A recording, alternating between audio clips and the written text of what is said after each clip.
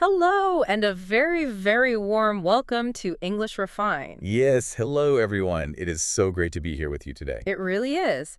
And if you are new here, English Refined is a safe, friendly place where we learn simple, practical English for your daily life. Exactly. We know that learning English can feel, well, a little bit scary sometimes. Oh, definitely. It could be super scary. Right, but we are here as your friendly guides. We want to help you practice real English conversation in a relaxed way. No tests, no pressure, just, a nice chat between friends. And you are part of this chat, too. Yes, you listening right now, we are so happy you chose to spend this time with us. We really are. And boy, I am so excited about our topic for this deep dive today. Like, I am practically jumping out of my seat. I can see that. You have a huge smile on your face. I do, because today we are doing a deep dive into something so important. We're talking about, drumroll please, how to talk about your job in English. Oh, wow. Yes, that is such an important topic. Right, because think about it. When you meet someone new, maybe at a coffee shop or a party, what is the very first thing they ask you? It is almost always about work. They want to know what you do all day. Exactly. Work is just like the universal icebreaker. Yeah, But it can make us freeze up if we do not have the right words. that is so true. But do not worry, listener. Today, we're going to keep it very simple. Super simple. This is not a strict grammar lesson, I promise. No, not at all. We're just going to share the exact words and phrases you can use in real life today. So let's jump right into section one, the most common question you will hear. Ah, yes, the big one. It is four little words. What do you do? What do you do? It sounds so simple, but it can be confusing for beginners. It really can. I mean, if someone says, what do you do? I want to say, well, I eat, I sleep, I walk my dog. Right, because literally it sounds like they are asking about all your actions, Yeah. but they are actually asking, what is your job? Yes. Or what do you do for a living? Exactly. They want to know how you earn money. But wait, I have a question about this. Why do English speakers use the word job here? Why don't they just say, what is your work? Oh, that is a fantastic question. It's a very common mistake for learners to say, I have a work. Right.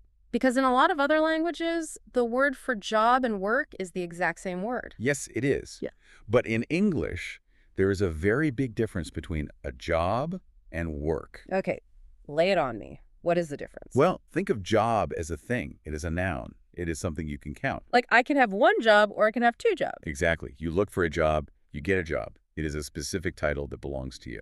Okay, I see. So job is the title. What about work? Work is an activity. It is the effort you put in. It is an action, or sometimes it is a place. A place, like I go to work. Yes, you go to work. You are at work. Yeah.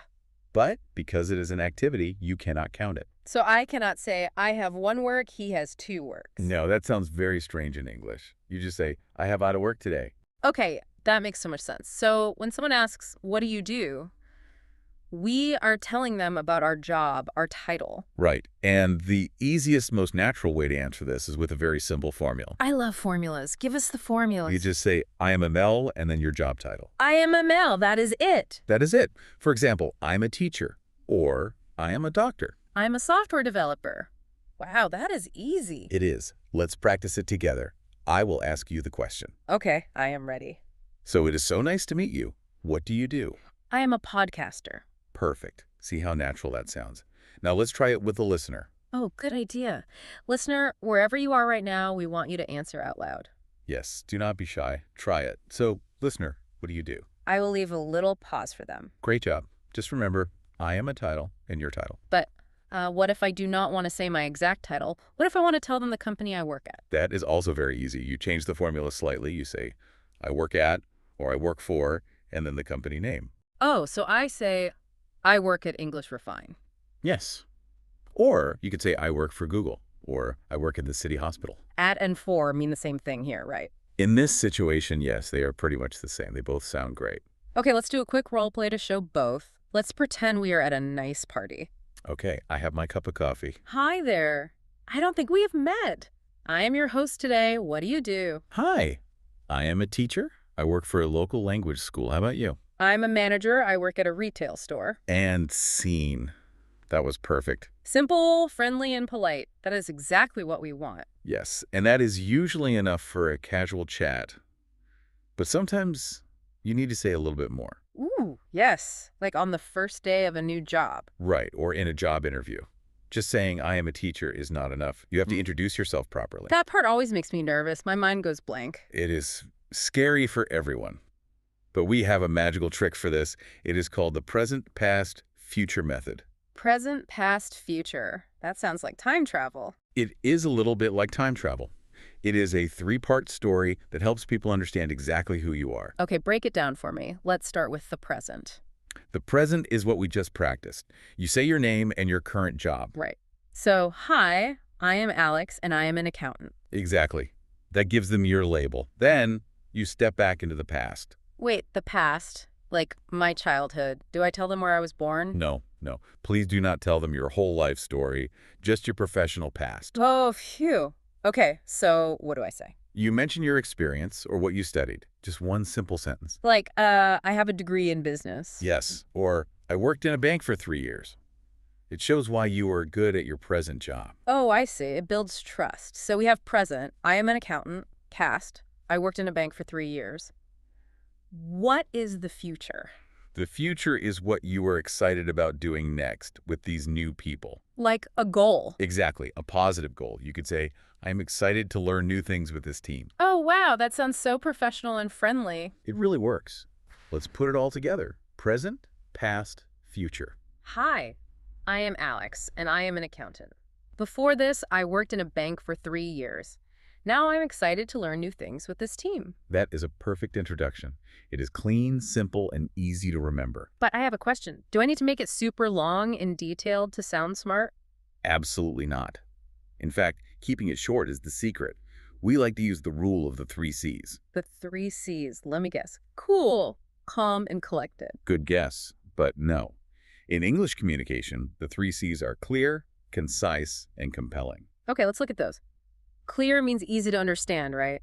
No big, confusing words. Yes. Keep your English very simple so everyone can follow along. And the second C is concise. That means short, doesn't it? Exactly. Do not talk for 10 minutes. People have short memory spans. Keep it to 3 or 4 sentences. Okay, clear, concise. What about the last C?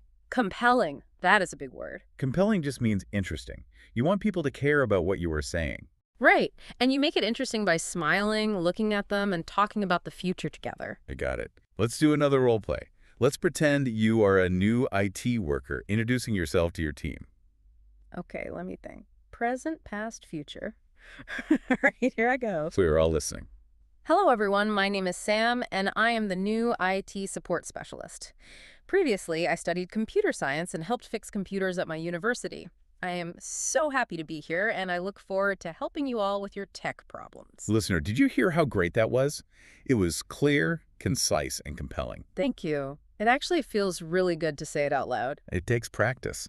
Yeah. I want the listener to try making their own 3-part story in their head right now. Yes. Think of your name, one thing you did in the past, and one thing you hope to do. It is a super helpful tool. Now, once you introduce yourself, people usually want to know more about the details. Right. From who you are to where you work. Let's talk about describing your workplace. Workplaces have changed so much lately, haven't they? Oh, completely. It used to just be offices. Now people are everywhere. Let's cover some basic workplace vocabulary. The most common places are working in an office, working in a hospital, working in a store, or working from home. Working from home is huge now. But whether you are in an office or a living room, you always have people you work with. Yes, the people vocabulary is very important. Let's start with the person in charge. Ah, yes, the boss. The boss. That is the person who tells you what to do and usually pays you. It is a simple word, but a very strong one. She is my boss. Exactly.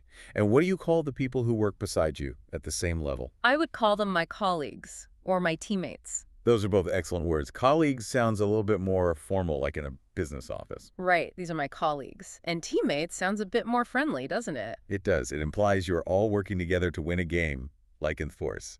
I love that. I have great teammates. But what if you don't have a boss? What if you work for yourself? Then you are very lucky. Just kidding. If you are your own boss, you are self-employed. Self-employed. That is a great phrase. I am self-employed. It sounds very professional. It does. And if you are self-employed, you might not have to deal with the worst part of working. Oh, I know what you were going to say. The commute. Yes, the commute. Listener, the commute is the journey from your house to your workplace. I always say the commute is like a bridge. It is the bridge between your resting life at home and your busy working life. That is a wonderful way to think about it. And people love talking about their commute. They really do. It is like a safe thing we can all complain about together. Oh, the traffic was so bad today. Exactly. So how do we describe a commute in simple English? We usually talk about how we travel and how long it takes, right? Yes, you can say, I take the bus, or I drive my car. And then the time, it takes 30 minutes. It's practice. I will ask you, how is your commute? Oh, my commute is not too bad. I take the train, and it takes about 40 minutes. I usually read a book. What about you? Well, I have a very short commute. I work from home, so I just walk from my bed to my desk. Lucky you. That is the best commute ever. It is very easy. Huh. But no matter where you work, eventually you have to sit down and actually do your tasks. Yes, the daily routine. This brings us to section 4, how to explain what you actually do all day. This is a place where many learners get stuck. They try to explain everything at once. Oh, it becomes a mess. They say, well, I answer the phone and I type and my boss yells and I drink coffee and... Right? It is too chaotic. To make your English sound smooth and clear, you need sequencing words. Sequencing words, like words that put things in order. Exactly. Just 3 simple words can change your whole conversation. First, then, and after that. First, then, after that. It sounds like baking a cake. It is exactly like following a recipe. It makes the listener's job so much easier. Let's try it. Let's make a daily routine for, an office worker. Okay, I will start. First, I arrive at the office and check my emails. Then I have a meeting with my team to plan the day. After that, I write reports on my computer. Wow, that flows so nicely. It sounds so organized. It does. Even if your day is crazy, using first, then, and after that makes you sound calm and professional.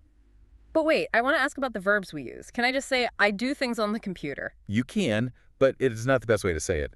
Do and make are very weak words in professional English. They are a bit boring, right? Yes. It is much better to use specific action verbs that make you sound more skilled. Okay, give us some strong action verbs we can use instead of do. Let's use 4 simple ones. Create, manage, help, and organize. Oh, love those. Let's break them down. Create, like making something new. Yes. Instead of saying, I make papers, you say, I create reports. It sounds so much smarter. Oh, definitely. And manage. That means you are in control of something, right? Exactly. I manage the store schedule. Or, I manage a small team. It sounds very responsible. What about help? Help is a great word for customer service or teamwork. I help customers find clothes. That is much better than saying, I talk to people. It shows your value. Yeah. And the last one is organize. I organize the files. These verbs are great. And I know another really good phrase to use with these verbs. Oh, what is it? You can say, my task is to, or I am responsible for. I am responsible for. That is a beautiful phrase. It really is. It means this is my special job and I take care of it. But there's a grammar rule here. If you use I am responsible for, you must add ing to your verb. Right. So you don't say, I am responsible for help customers. You say, I am responsible for help ing customers. Spot on. I am responsible for managing the team. Let's do a role play using all of this. The order words and the strong verbs. Great idea. I will be the new employee asking you about your day. Okay, I am ready. Hi, I am new here. Can you tell me what your daily routine is like? Sure. First, I open the store.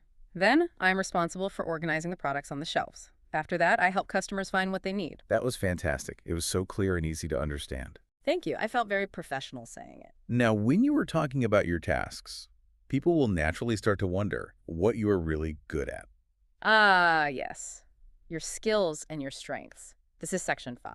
Knowing how to talk about what you are good at is super important, especially if you want a promotion or if you are in an interview.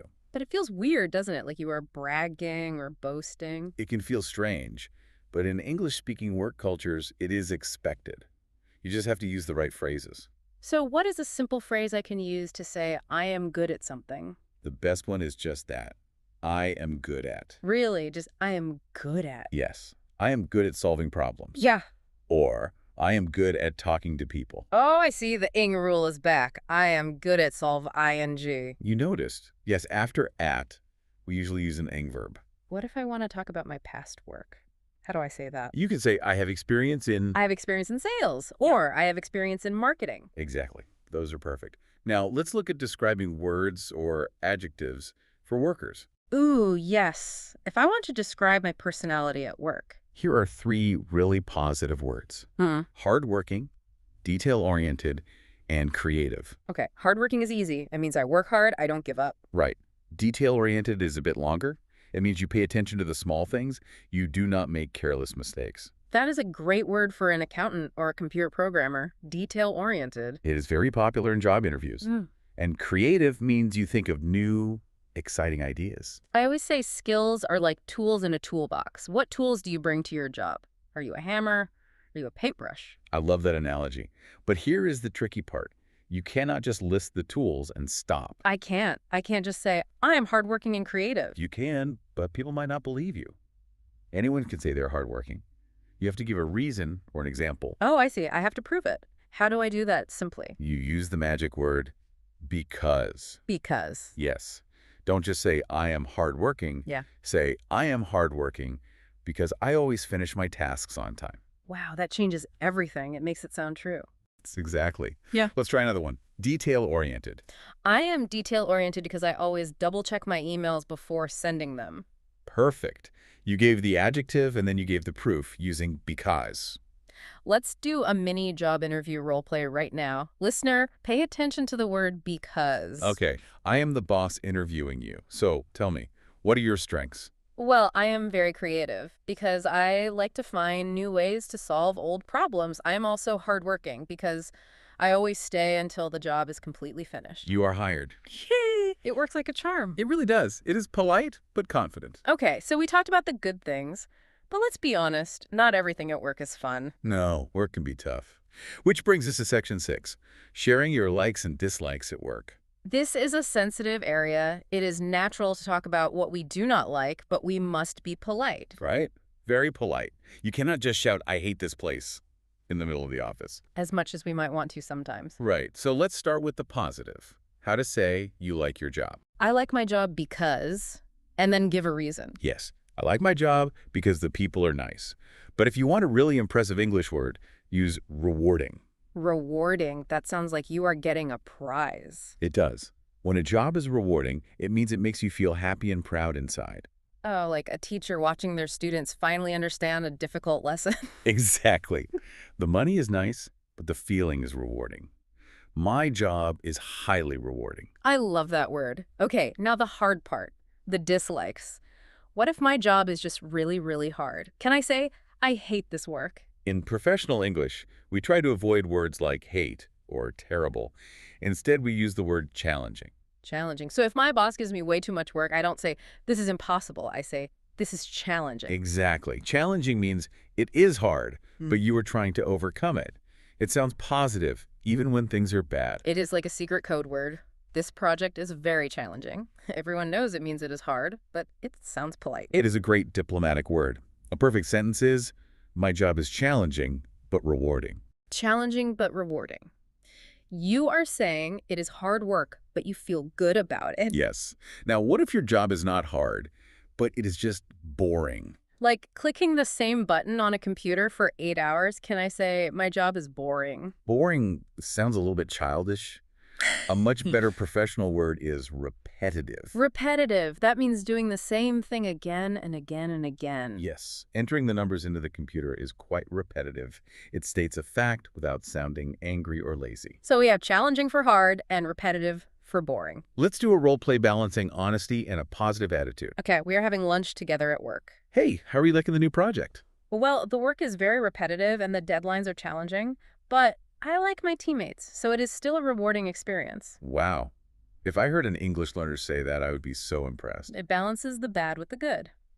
And speaking of lunch together, that is the perfect time for small talk. Yes. Section 7, work small talk and keeping the conversation going.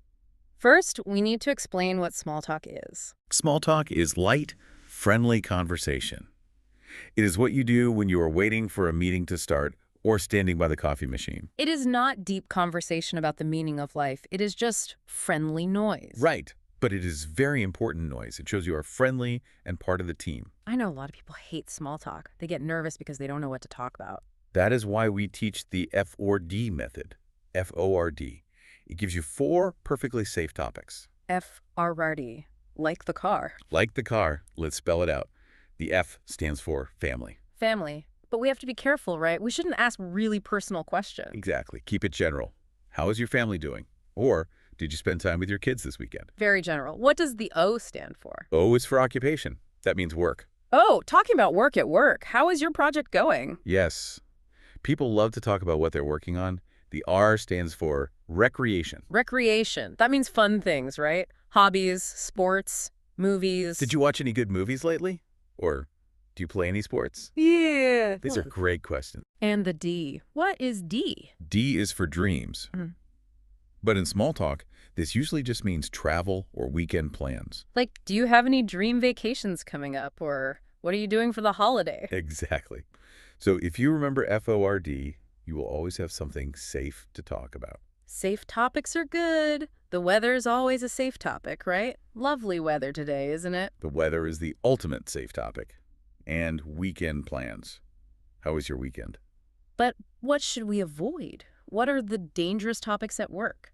Never talk about politics, money, or serious health problems at work. It makes people very uncomfortable. Right. Keep it light, keep it friendly. But wait, I have a question about listening. Sure. What is it? What do I do when the other person is talking? Do I just stand there like a statue? No. That is a great point. If you just stare at them silently, it feels awkward. You need active listening. Active listening. How do I do that? You just use little phrases to show you're awake and paying attention. Like, that sounds interesting. Or really, tell me more. Yes. Or even just, oh, wow, and right. Let's do a 3-minute role play. We are colleagues meeting at the coffee machine on a Monday morning. I will try to use the F4D method and active listening. Okay, here we go. Morning. How was your weekend? Oh, morning. It was pretty good. I just relaxed, mostly. That sounds nice. Did you do anything fun, like catch a movie? Actually, I did. I went to see that new action movie that just came out. Oh, wow. Hmm. Really? Was it any good? It was amazing. Lots of explosions. How about you? How's your family doing? They are doing great. Thanks for asking. We are planning a little trip for the summer holidays. That sounds exciting. Where are you going? We are thinking about going to the beach. Scene. That was textbook small talk. It felt very natural. We used recreation and family. We kept it light. And you used active listening. Oh, wow. Really? It made the conversation flow perfectly. This is such good practice. But it brings up an interesting point about how we speak. The way we talk at the coffee machine is different from how we talk to the big boss. Yes, it is. That takes us to Section 8. Using polite English, or formal versus informal. This is huge. I always think of it like clothes. Casual, informal English is like wearing comfortable pajamas. Pajamas. I like that. And formal English is like wearing a nice work suit. They're great, but you use them for different places. You don't wear pajamas to an important meeting. That is a perfect way to explain it. In informal English, with friends, we are very direct. Direct, like we just say what we want. Give me the paper. Yes. But in formal English, at work, you must be indirect. You should never say, give me the paper to a colleague. It sounds rude. It sounds a bit bossy. So what is the polite work suit way to say it? We had polite words. Could you please send me the paper? Could you please? That softens the request. It makes it gentle. Exactly. Let's look at greetings. In a casual text message to a friend, you might just say, hey. Hey, what's up? But in a formal work email, you should use dear and their name. Dear Sarah. Or at least, hi Sarah. Dear Sarah sounds very professional. What about slang words? You must avoid wild slang at work. Do not use words that only teenagers use on the internet. So if a meeting goes really badly, I shouldn't say, that meeting was bonkers. No, do not say bonkers. In your work suit, you should say, the meeting was poorly organized. Yeah, poorly organized. It means the same thing, but it sounds so much smarter. Let's play a translation game. We will translate pajama English into work suit English. Oh, I love games. Okay, I will give you the pajama English and you give me the worksuit English. I am ready. Pajama English. I messed up the report. Work suit English. I made an error in the report. Good one. Okay, pajama English. I don't get what you're saying. Work suit English. Could you please clarify that for me? Wow, clarify is a great word. It means explain. Okay, last one. Pajama English. I need help right now. Work suit English. Could you please assist me when you have a moment? That is brilliant. Listener, try to use could you please whenever you ask for something at work. It makes people want to help you. It really does. It shows respect. And when you show respect and communicate clearly, you start to move up in your job. Moving up. That is our final section today. Section 9, looking to the future and career goals. Yes. It is so important to know how to talk about what you want to do next in your working life. Especially when your boss asks, what are your goals? We need the right vocabulary for this. Let's introduce some key phrases: career path, career plan, and career goals. A career path, like a road you are walking on. Exactly. It is the journey of your working life. And when you get a better job with more money, we call that climbing the career ladder. A ladder, because you step up rung by rung to reach the top. That is the idea. I am working hard because I want to climb the career ladder. But wait, what if someone is just tired? What if they want to stop working for a little bit, maybe to travel or stay home with family? That is very common now. And there is a great professional term for it. It is called a career break. A career break? It sounds so much better than saying, I quit. It does. It implies you are just pausing and you will come back later. So how do we talk about the future in a simple way? The easiest way is to use the phrase, in 5 years, I want to. In 5 years, I want to be a manager. Yes. Or you can say, I hope to learn.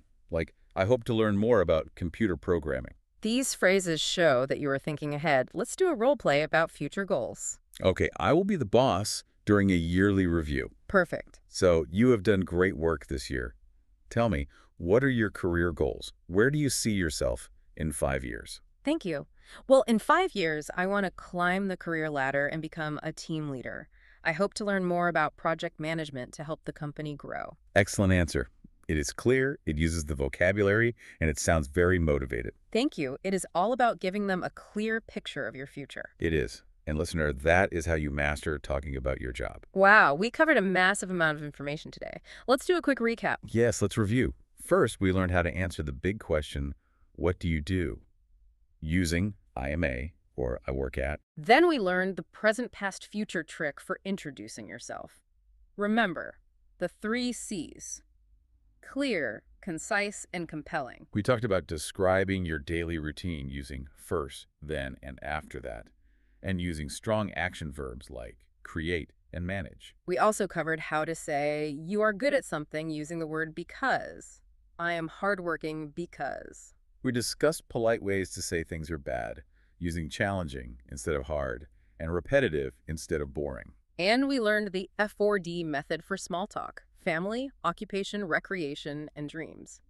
Plus, the difference between pajama English and work suit English. Finally, we talked about the career ladder and your goals for the future. It is so much great stuff, but I want to leave the listener with a final thought to really think about. Oh, I love the final thoughts. What is it today? We spend a lot of time worrying about making mistakes in English. But the truth is, confidence is the most important part of communication. That is so true. So, my provocative thought for you is this. The best way to get confident is to practice out loud, even when you are alone. Next time you look in the mirror, try introducing yourself and your job in English.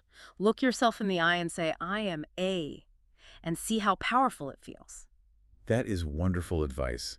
If you can say it confidently to yourself in the mirror, you can say it to anyone at a party or in an interview. Exactly. Your English is a tool, and you get better at using it every time you speak. We are so proud of you for taking this time to practice with us today. We really are. Thank you so much for joining our conversation today. Yes, thank you. Please remember to keep practicing your English every single day. Even just 5 minutes helps. And do not forget to follow English Refine for more deep dives into learning practical English for your daily life. Have a wonderful day at work or wherever you are. Goodbye, everyone. Talk to you next time. Bye-bye.